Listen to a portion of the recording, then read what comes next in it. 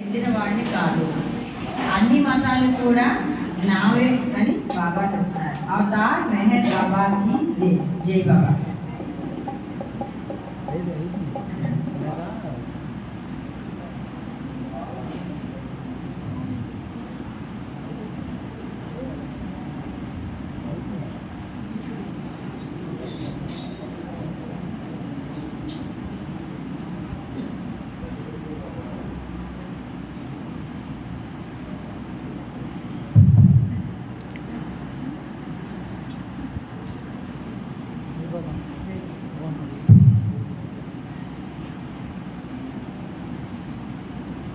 अवतार मेहर बाबा की जय.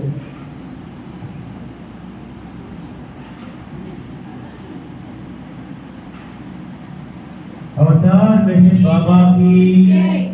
अवतार मेहर बाबा की जय. अवतार मेहर बाबा की जय.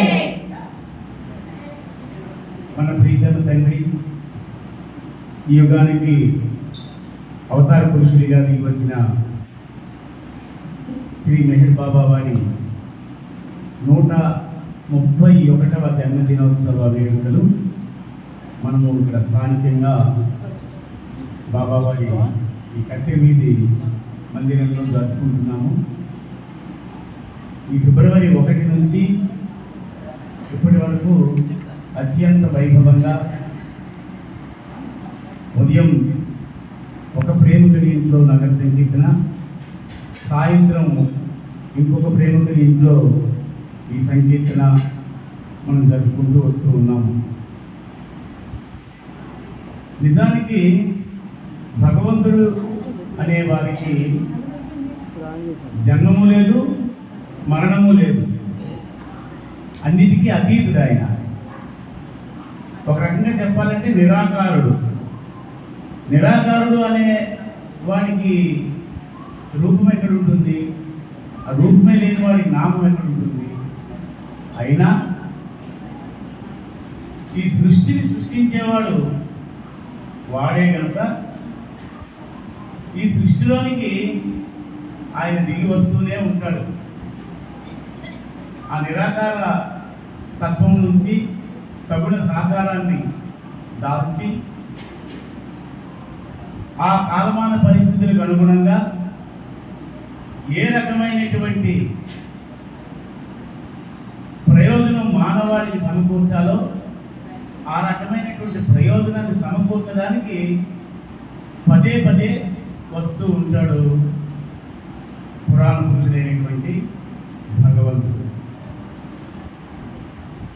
అలాగే ఈరోజు అంటే మనం ఫిబ్రవరి 25వ రోజు ఈ సంవత్సరంలో మనం ఉన్నాము. ఇప్పటికి 131 సంవత్సరాలు అయింది అని అంటే వెనక్కి వెళితే 1894 ఫిబ్రవరి 25వ తేదీన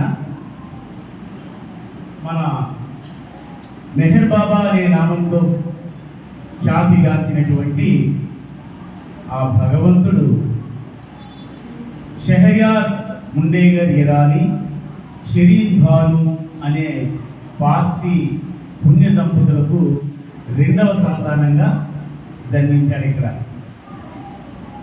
పూనాపురములోనా చిరింతనయుడై బాబా దివ్య కాంతితోనే ప్రకాశించుచుండే, దివ్య కాంతితోనే ప్రకాశించుచుండే, శుభోదయములో బాలుడే దైవమై,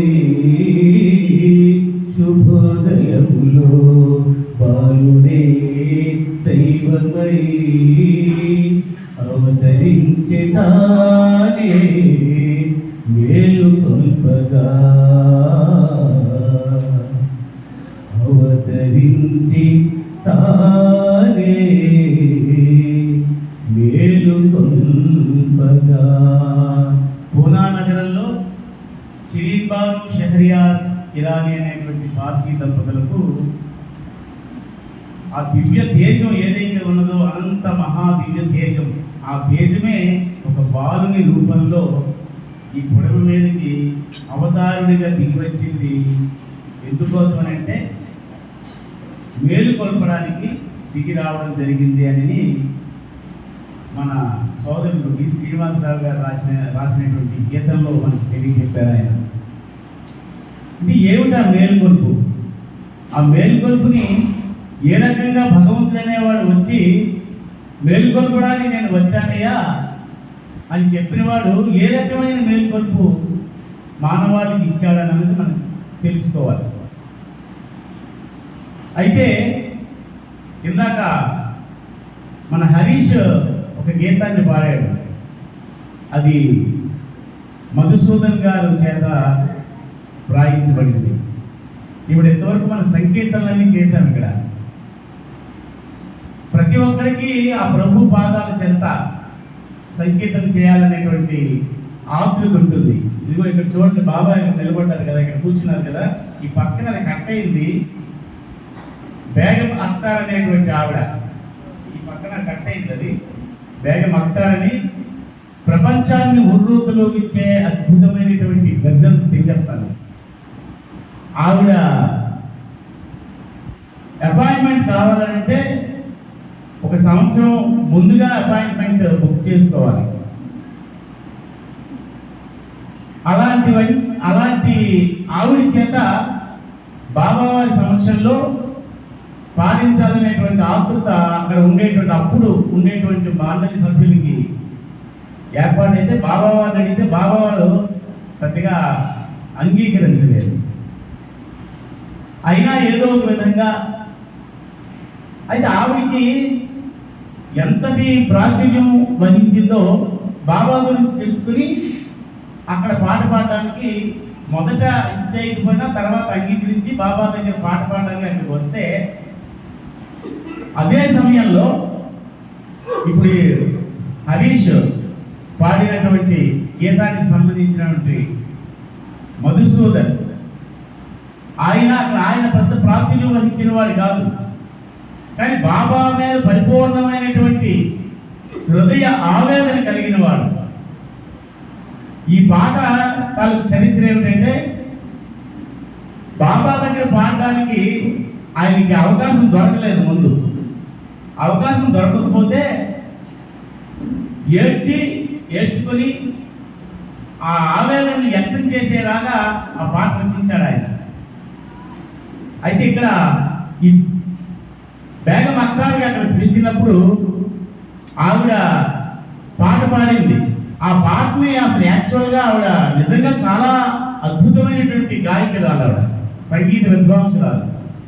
బాబా పెద్దగా ఆ పాటకి ఆయన మెచ్చుకోలు అన్నది ఇవ్వలేదట. ఇలాగ సాధారణంగా ఇలా అన్నాడు. అదే సమయంలో మధుసూదన్ చేత పాడించారు. అక్కడ ఇలా అన్నాడు. అక్కడ అంటే ఆయన సమక్షంలో మన తాలూకా తాహతకి సంబంధించిన వ్యక్తిత్వాలకు సంబంధించినటువంటి ప్రాచుర్యం అని అన్నది భగవంతుడి దగ్గర ఎవరికి ఏ రకంగా లభిస్తుందో భగవంతుడికే ఎరుక, మానవులకు మనకి ఎరుక ఉండదు. మరి అటువంటి పురాణ పురుషుడు మరి ఇక్కడ చూస్తే ఇది సాధారణమైన మానవుల్లాగా ఉన్నాడు. అదిగో అక్కడ చూస్తే ఇలా గుబ్బురు మీసాలతో ఒక మంచి సర్వమంగళ రూపంతో నిద్రగా కూర్చున్నాడు. అక్కడ ఇటు పక్క కూర్చుంటే చిన్ముద్ర చిహ్నంతో కూర్చున్నాడు. ఇక్కడ సాధారణంగానే ఉన్నాడు ఈయన. మరి ఇటువంటి సాధారణంగా ఉన్నవాడికి ఎంతటి అద్భుతమైనటువంటి ప్రాచుర్యం ఇచ్చేలాగా ఇంతమంది, ఇన్ని వేల మంది ఆయన బర్త్డే సెలబ్రేషన్స్ చేయడానికే ఎంత మృదులుగుతున్నారు ఏంటనే సాధారణంగా బాగా అంటే ఆయన గురించి తెలియని వారికి ఆ అభిప్రాయం వస్తుంది. అందుకు ఆయన తాలూకా చరిత్ర కొద్దిగా మనం ముచ్చటించుకొని తర్వాత ఆయన మేలుకొలుపు అన్నది ఏ విధంగా మనల్ని మేలుకొల్పడానికి వచ్చి ఏ రకమైనటువంటి మేలుకొలుపు మనకి ఇచ్చాడని అన్నదాన్ని కూడా చివరికి నాకు ఇచ్చే సమయంలో మీకు తెలియచెప్పడానికి నా ప్రయత్నం నేను చేస్తాను. ముందుగా మనం అనుకున్నట్లుగా 1894 ఫిబ్రవరి 25వ తేదీన పూనా నగరంలో డేవిడ్ ససూన్ అనేటువంటి ఆసుపత్రిలో ఈ ప్రాతకాలాన్ని తెల్లవారి 5 గంటల సమయంలో ఆయన రెండవ సంతానంగా జన్మించాడు.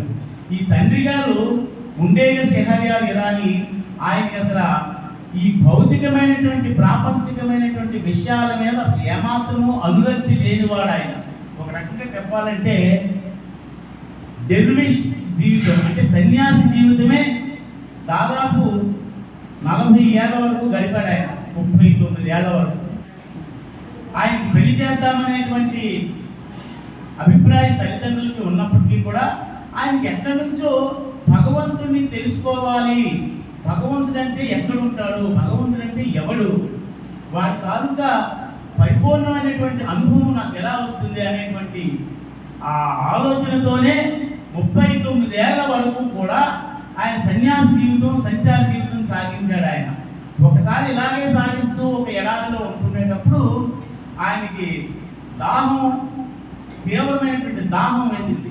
అప్పుడు ఏం కావాలి? మంచినీళ్ళు.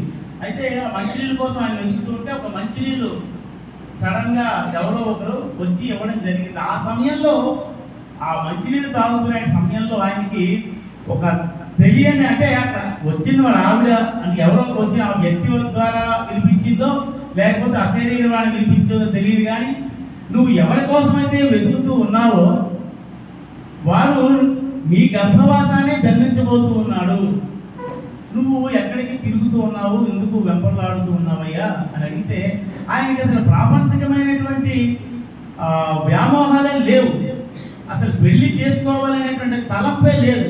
మరి ఆయన వాడికి రెండవ సంతానంగా ఆ భగవంతుడి ఎవరి కోసం నువ్వు ఎదురు చూస్తూ ఉన్నావు, వాడే నీ గర్భవాసాన్ని జన్మిస్తాడయ్యా అని అంటే అప్పుడు ఆయనకి ఆలోచన వచ్చి తిరిగి ఇంటికి వెళ్ళడం.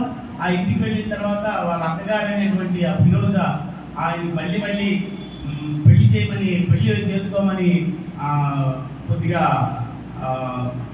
మందలించడం అవి చేస్తే వెంటనే ఆ సమయంలో ఆయనకి ఒక చిన్న బాలిక, ఈయనకి 39 ఏళ్ళు అయితే ఆవిడ 12 ఏళ్ళ బాలిక, అంటే దాదాపు 25 ఏళ్ళ పంచిలకు వాళ్ళిద్దరికి మధ్యలో భేదం ఉంది వయసులో.